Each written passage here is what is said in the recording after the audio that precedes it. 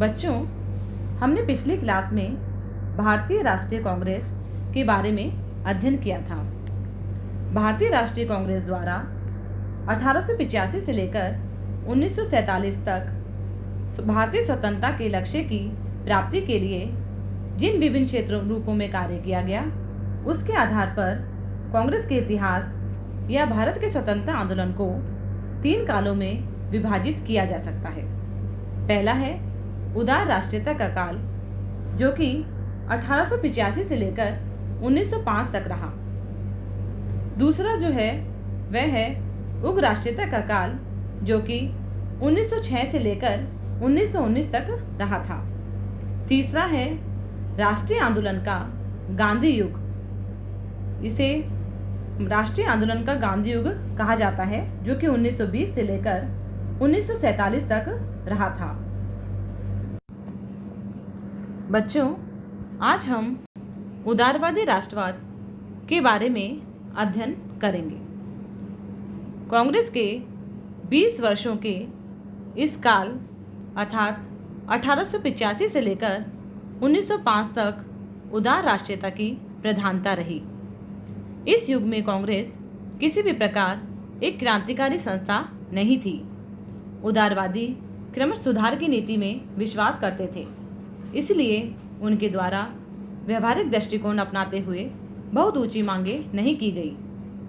वो उदार राष्ट्रीयता के 20 वर्षों में कांग्रेस द्वारा की गई प्रमुख मांगे थी: भारतीय शासन की जांच, भारत मंत्री तथा भारत परिषद का अंत, केंद्रीय तथा प्रांतीय विधान परिषदों का विस्तार तथा सुधार, भारतीयों की उच्च नागरिक तथा सैनिक पदों पर नियुक्ति और इंग्लैंड से आने वाले कपड़े पर आयात कर लगाना आदि।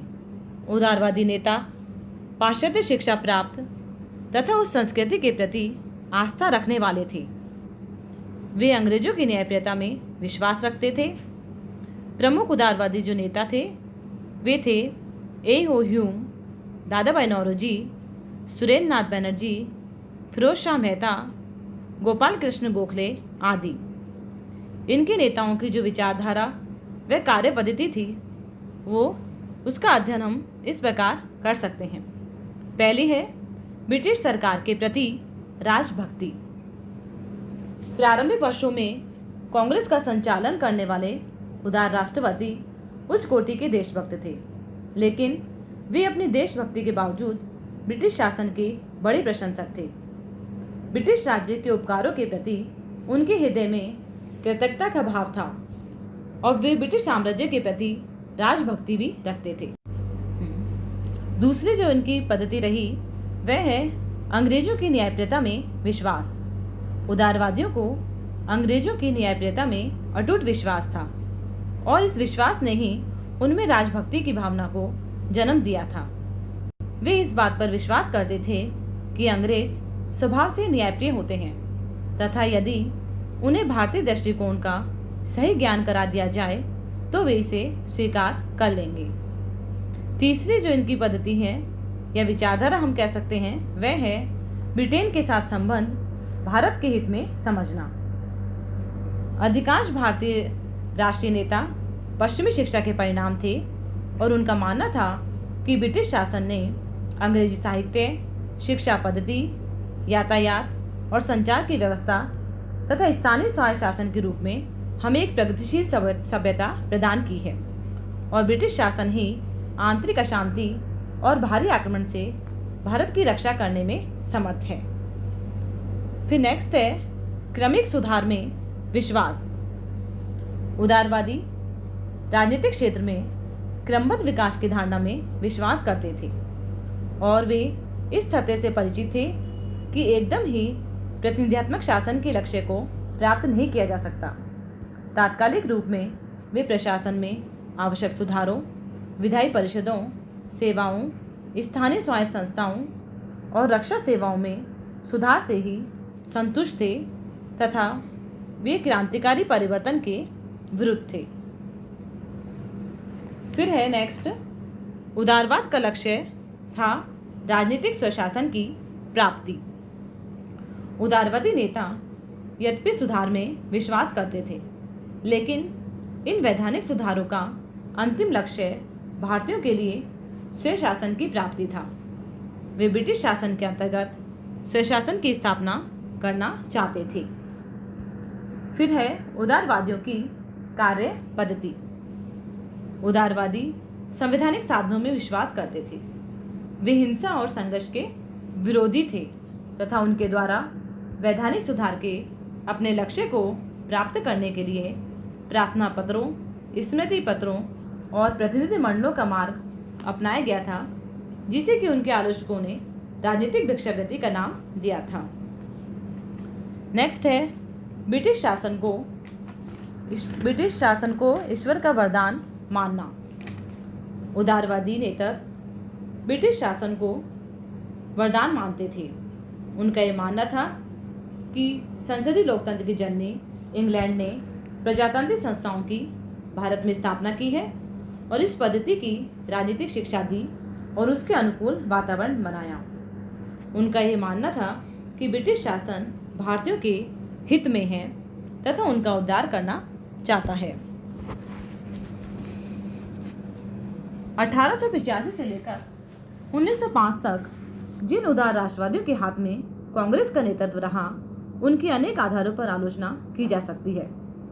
उदार राष्ट्रीयवाद को देशभक्त और ब्रिटिश राजभक्ति का अपूर्व समन्वय कहा जाता है, लेकिन वास्तविक स्थिति यह है कि साम्राज्यवादी ब्रिटेन के द्वारा जब भारत पर शासन किया जा रहा हो तो व्यक्ति राजभक्ति या देशभक्ति में से किसी एक ही मार्ग को अपना सकता था तथा उनकी देशभक्ति का राजभक्ति से मेल हो जाने के कारण देशभक्ति आंशिक होकर रह गई थी। उदारवादियों की सफलता। वर्तमान समय में उदार राष्ट्रवादियों के कार्यों की चाहे कैसी भी आलोचना क्यों नहीं की जाए, लेकिन हम इस बात से इनकार नहीं कर सकते कि उन परिस्थितियों में उनके द्वारा अपनाया गया मार्ग नितांत औचित्यपूर्ण और व्यवहारिक था। उदारवादियों के कार्यों का महत्व निम्न रूपों में किया जा सकता है। पहला है ब्रिटिश शासन के दोष स्पष्ट करना। कांग्रेस के द्वारा अपनी स्थापना के समय से ही ब्रिटिश शासन की बुराइयां बताने और उसे जनहितकारी रूप प्रदान करने के प्रयत्न प्रारंभ कर दिए गए। नौकरशाही की बुराइयां बताने के क्रम में उन्होंने विदेशी शासन के दोष स्पष्ट किए और उग्र राष्ट्रवादी तत्वों को विदेशी शासन के विरुद्ध लड़ने के लिए एक शक्तिशाली शस्त्र प्रदान किया। दूसरी जो इसकी उपलब्धि हम देख सकते हैं वह है राष्ट्रीय भावना को जागृत करना। उदारवादियों के कार्य तात्कालिक रूप से अधिक महत्वपूर्ण न होते हुए भी ऐसे थे जिनके अत्यंत महत्वपूर्ण परिणाम हुए। भारत में राष्ट्रीयता के जनक ये उदार राष्ट्रवादी ही थे। उन्होंने देशवासियों को शिक्षा दी कि वे सांप्रदायिक और प्रांतीय धरातलों से ऊपर उठकर सामान्य राष्ट्रीयता की भावना को अपने हृदय में विकसित करें। इस प्रकार उन्होंने राष्ट्रीय भावना को जागृत किया था। तीसरी जो इसकी उपलब्धि हम देख सकते हैं वह है भारतीयों को राजनीतिक शिक्षा प्रदान करना।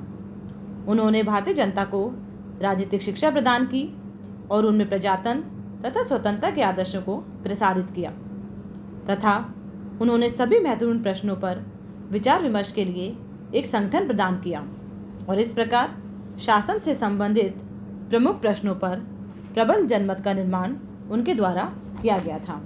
उन्होंने भारतीय जनता को व्यक्तिगत स्वाधीनता, प्रतिनिधात्मक संस्थाओं की स्थापना, आर्थिक और सामाजिक सुधार और अंत में स्वशासन की मांग करने के लिए प्रेरित किया था। उनके द्वारा भारतीय प्रश्नों के संबंध में इंग्लैंड के जनमत को प्रभावित करने में भी पर्याप्त सफलता प्राप्त की गई है। नेक्स्ट जो इसकी उपलब्धि हम देख सकते हैं वह है भारतीय स्वतंत्रता संग्राम का आधार तैयार करना।